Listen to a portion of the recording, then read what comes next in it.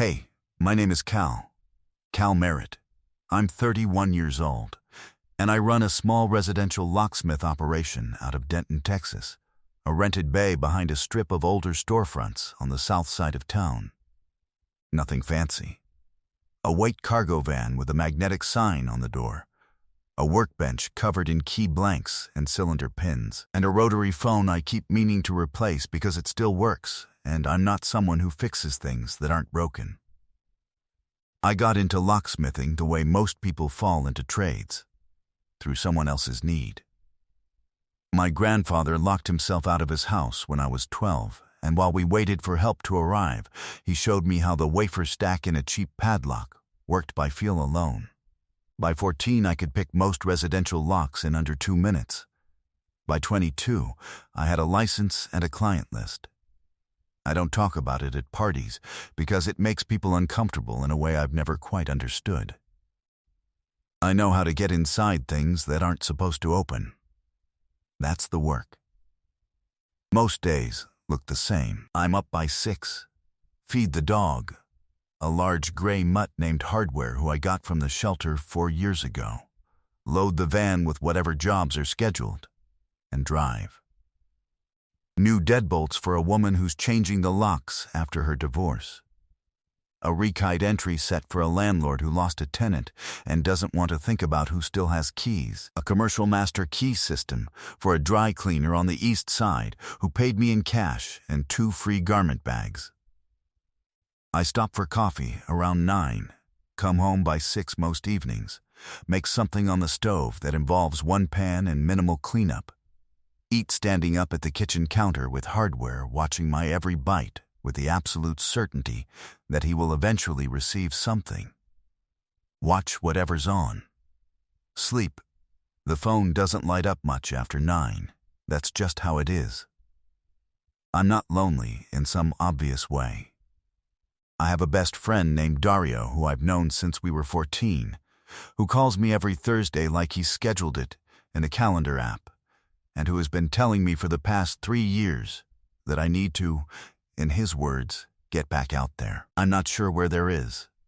I used to know.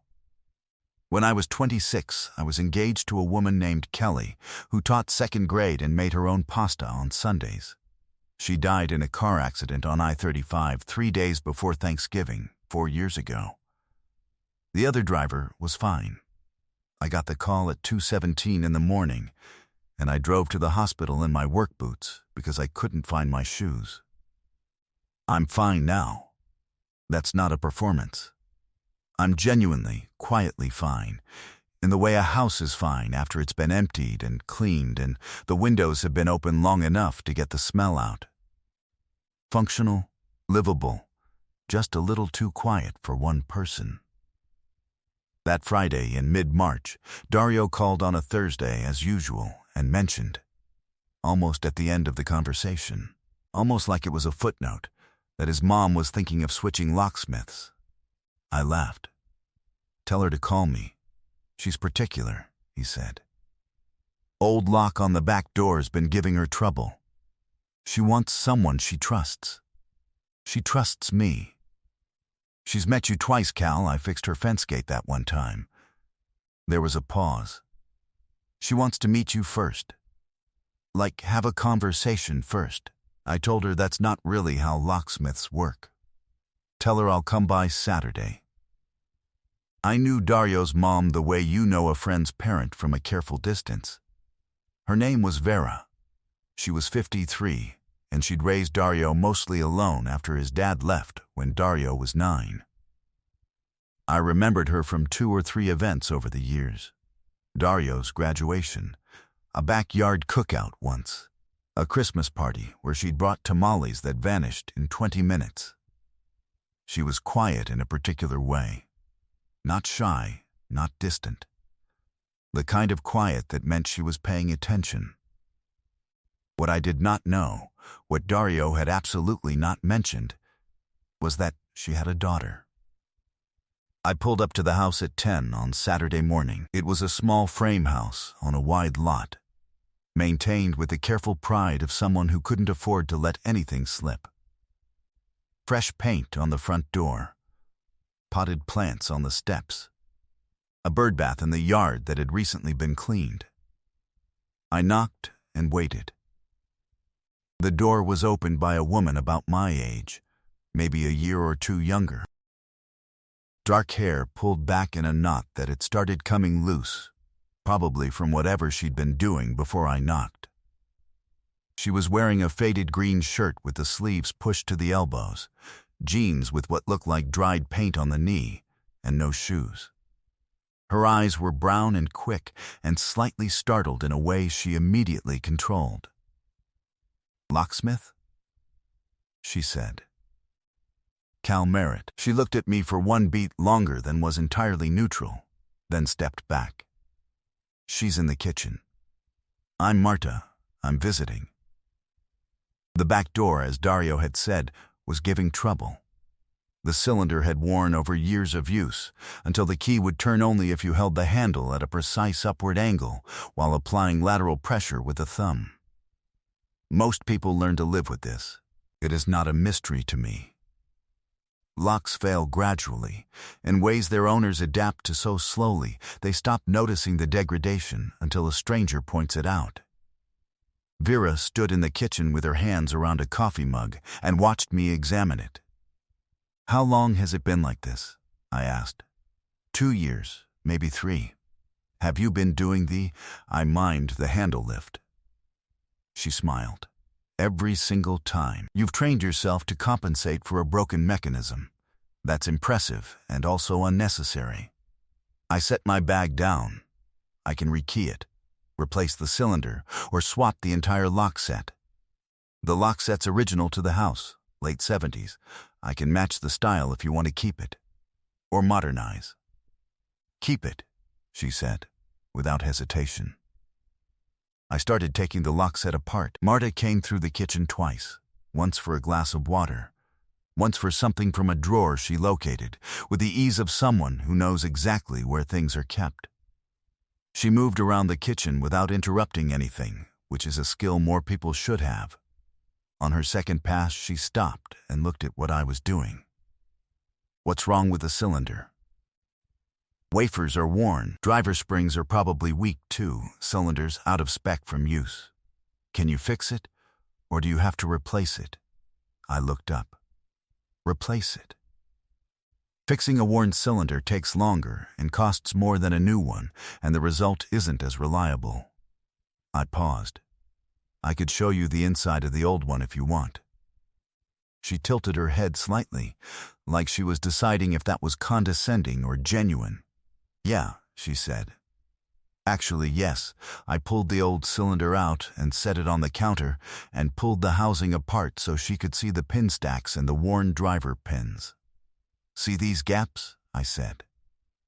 The driver pins are supposed to sit flush. When they're worn, the shear line gets inconsistent. That's why the key only works if you hold it at the right angle. You're physically compensating for a mechanical failure. She was quiet for a moment, turning one of the worn drivers over in her fingers. "That's interesting," she said. Not politely, like she actually meant it.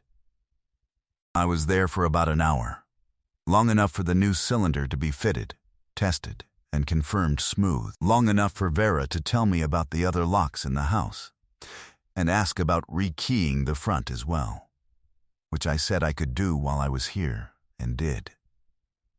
Long enough for Marta to sit at the kitchen table at some point and open a laptop and work on something that looked like a spreadsheet, but which, when I passed behind her to reach the front door, turned out to be a floor plan. "Architecture?" I said. She glanced up. "Interior design. I'm working on a remodel estimate for a client. That layout looks wrong," I said, without thinking. She looked at me. I pointed at the screen. "That bathroom off the hallway, if those dimensions are right, the door swing is going to conflict with the vanity when it opens inward." She looked at the screen.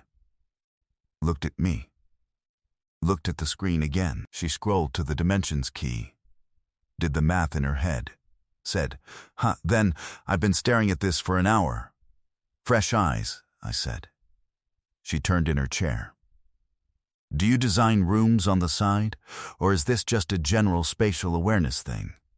Locksmith, I said. You have to understand how doors work in a space, what they hit, what they block. It's actually most of the job. She considered this. What would you do with that bathroom? I sat down at the table, which I would not normally have done, and looked at the floor plan. She moved her laptop slightly so I could see it better.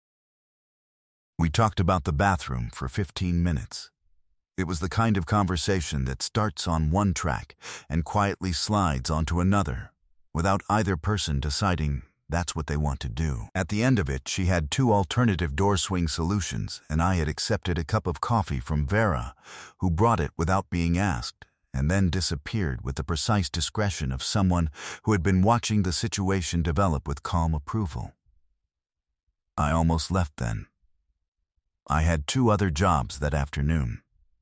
I picked up my bag, thanked Vera, said it was good to meet Marta, got to the door. Turned back. There's a locksmith convention in Fort Worth in April, I said. This was true. It was also completely irrelevant. They have a seminar on rekeying for landlords that your client might actually find useful. Marta looked at me. I'm not a landlord. No, I know. There was a moment of perfectly clear awkwardness in which both of us understood exactly what had happened. That was not my best delivery, I said. The corner of her mouth pulled.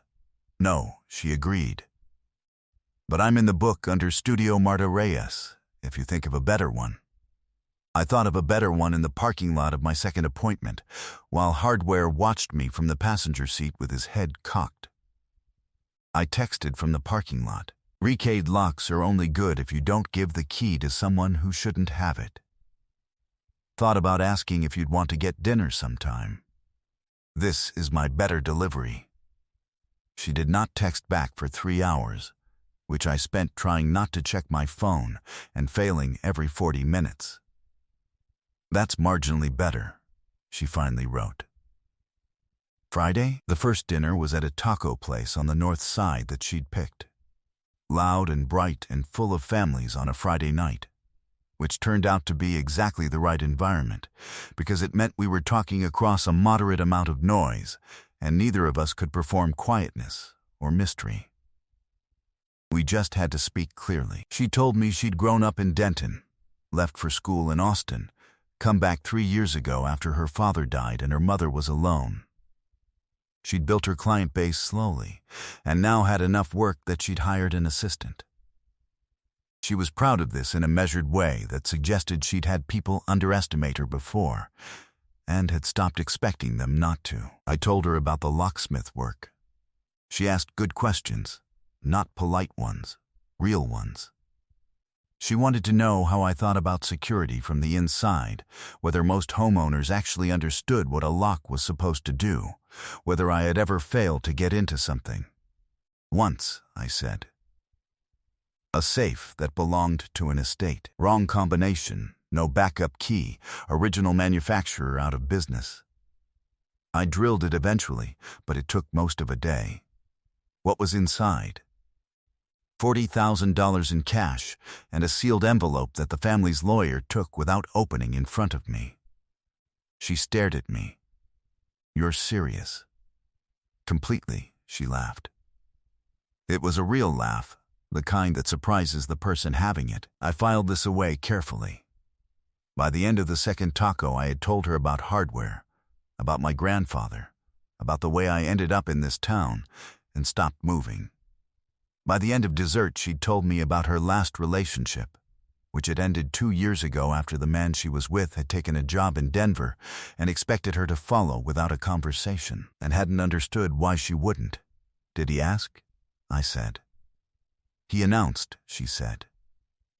He explained why it was the logical decision for both of us. He used a whiteboard. She paused. An actual whiteboard. That's, I said, genuinely something. I'm from here, she said, and said it plainly, without apology, the way someone says something they've had to defend before and have stopped defending. My mother is here. My work is here. I don't leave things because someone else has made a decision chart. No, I said. You shouldn't have to. She looked at me for a moment. Not long. Just a beat. And then picked up her coffee. We saw each other 5 more times over the next 6 weeks.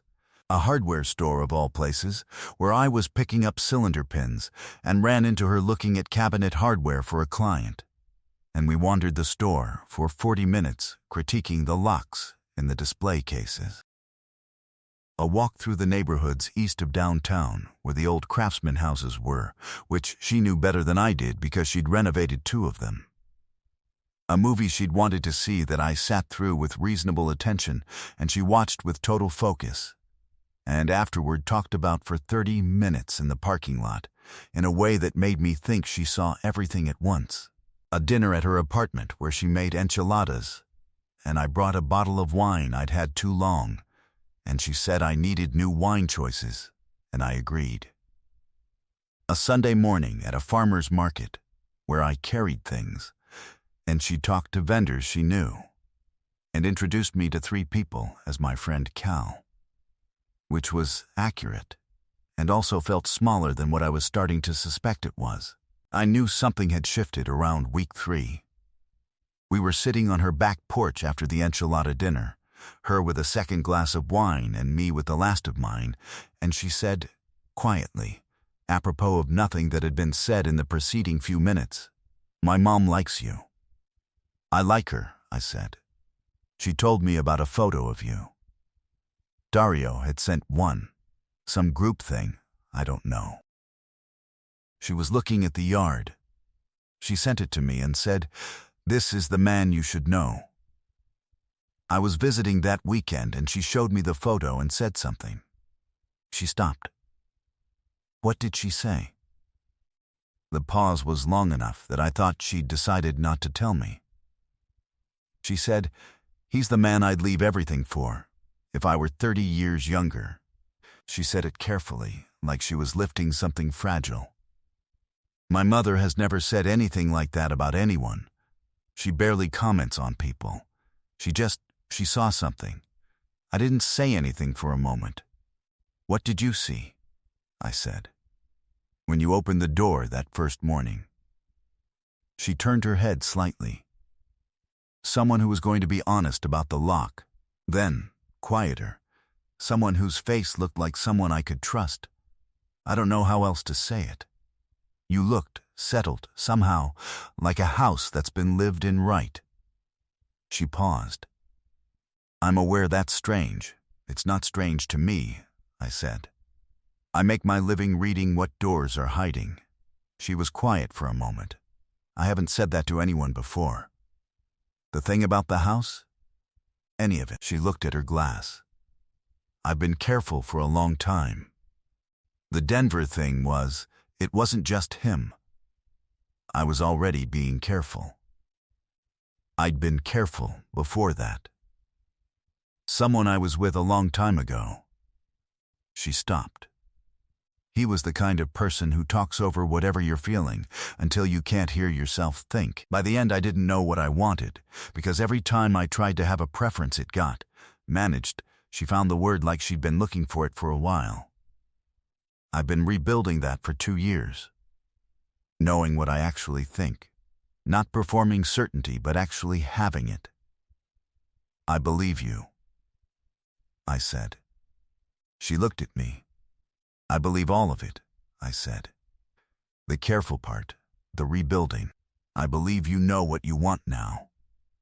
She nodded once. "Small Kelly," I said. I hadn't said her name in this context to anyone outside of Dario in a long time. She died 4 years ago. Car accident. We were going to get married in January. I said it in the same flat, factual way you describe a repair that went wrong, not without feeling. Just with the feeling packed down into the facts where it could be contained. The thing I didn't know how to say afterward. The hard part wasn't the grief. Grief is something you do. There are rules for it. People expect it. The hard part was that I'd spent 2 years building towards something, and then there was nowhere for any of it to go. The habits. The plans. Waking up early to make coffee before she left for work.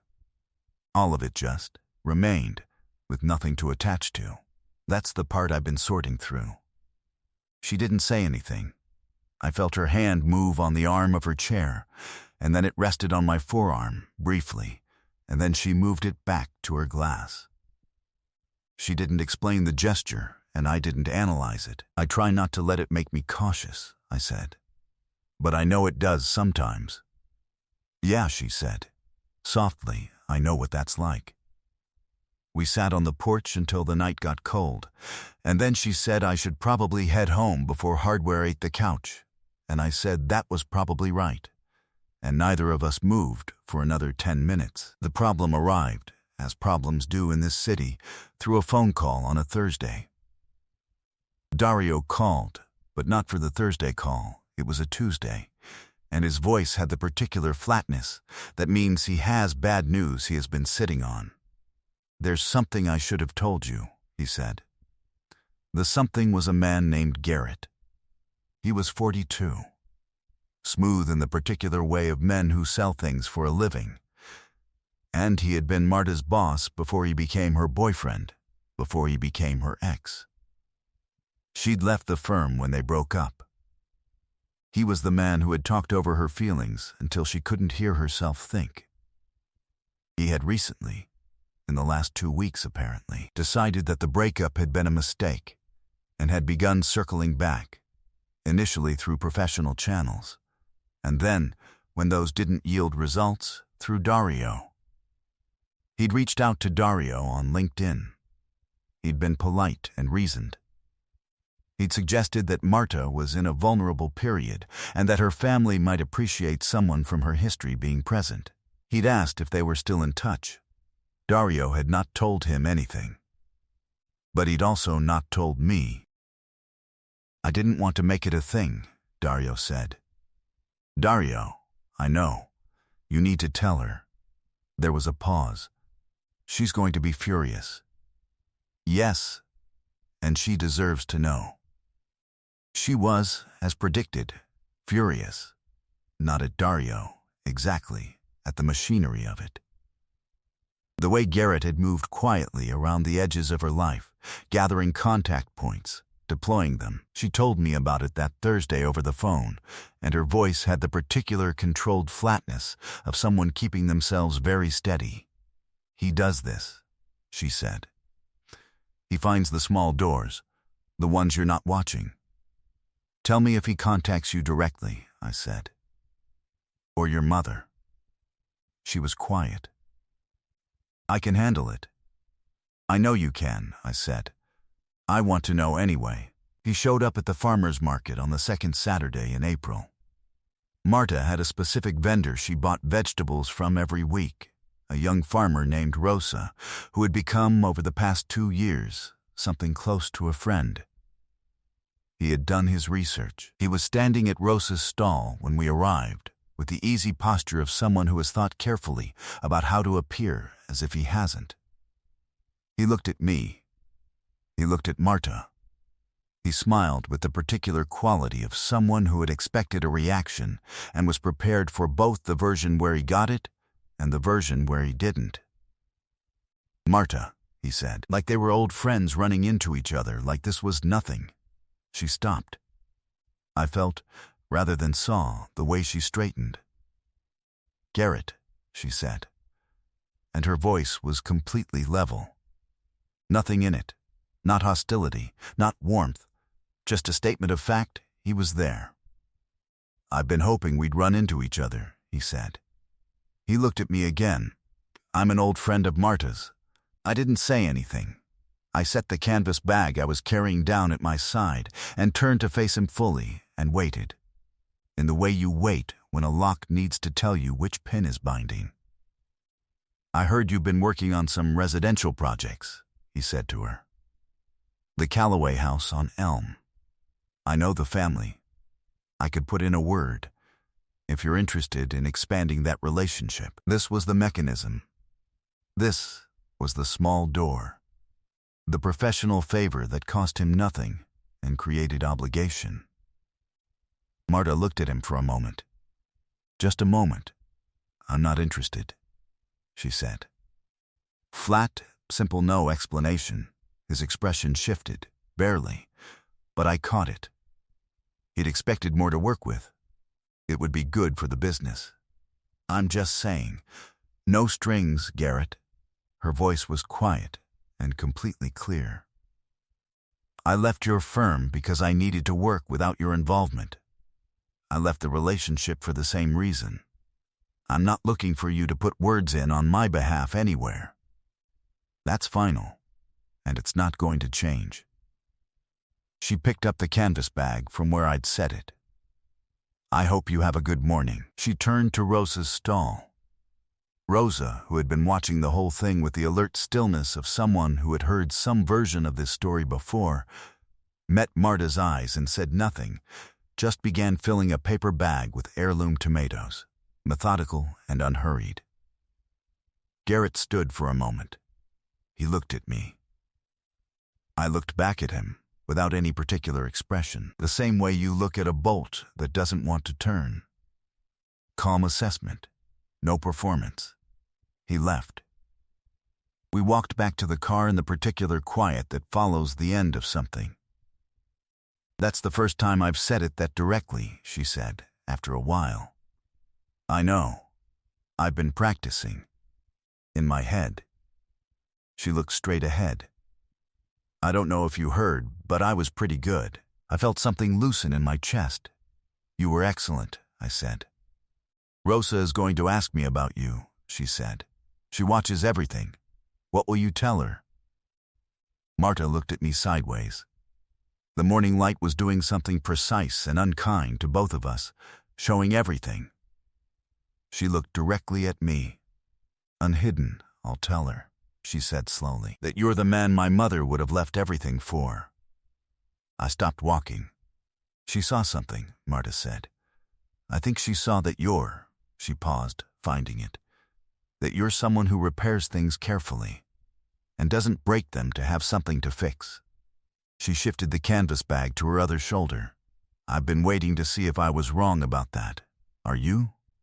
I said. "No," she said, "just that. I'm sorry for taking too long. For knowing what I wanted from almost the first morning and making careful, methodical excuses not to say it. For waiting until there was a problem that forced the conversation into the open when I could have been brave enough to start it earlier. I'd been treating the whole thing like a lock I wasn't certain I had permission to open." "Marta," I said, "I'm sorry I waited this long." She looked at me. "You're really slow, Cal, I know. Kelly would have thought so too, I think, based on what you've told me." I laughed. Suddenly, unexpectedly, with a particular quality of laughter that comes when something that was wound tight is let go. "Yeah," I said. "She would have. She told me once that I could disassemble a lock in 60 seconds, but it took me 6 months to admit I was in love." Marta smiled. "Was she right?" "She was right about everything." Marta stepped forward, and the canvas bag bumped gently against my knee, and she looked up at me with the same expression she'd had the morning she turned the worn driver pin in her fingers, figuring out how something worked. She kissed me. It was soft and certain. Right there in the farmer's market parking lot, with someone's car alarm going off in the distance, and hardware probably destroying the passenger seat, and it tasted like the coffee we'd had before, and a morning that had finally figured out where it was going. That was 14 months ago. Vera's back door opens perfectly now. She calls me for every lock in the house, including 2 that don't actually need servicing, and I come and drink coffee and adjust things that are working fine, and she pretends not to know why I'm really there. Dario has taken credit for the whole situation on the basis that he gave me the initial call, which is revisionist, and I tell him so every Thursday. He says revisionism is how friends become legends, and I cannot argue with that. Studio Marta Reyes moved into a larger space in September. She hired a second assistant. She took the Callaway House project through a referral that had nothing to do with Garrett. And the family now sends her work twice a year. She still buys tomatoes from Rosa every Saturday, and Rosa still watches us with the expression of someone whose read on a situation was confirmed some time ago. We live in my house, which is quieter than it was, though not in the same way. Hardware has determined that Marta is part of the household and has transferred to her couch sleeping privileges he used to reserve for me alone, which she tolerates with more grace than I would have predicted. Last week she found an old padlock in the workbench drawer and asked me to show her how the pin stacks work. I pulled it apart on the kitchen counter and talked her through every component, and she held each piece carefully and asked questions that cut right to the center of things, the same way she always has. A lock is a mechanism for permission, for deciding who gets in and who doesn't, for making a thing that has always been open into something that requires a choice. I've spent a decade understanding them from the outside, the thing that separates a person from where they want to be, the thing that must be opened before anything can begin. I used to think I was good at opening things. Turns out I was better at keeping them closed. It took a woman who already knew how to read what a mechanism was hiding to show me that the door I'd been most careful around was the one I'd been building toward all along, and that the key was right there, if I was finally ready to turn it.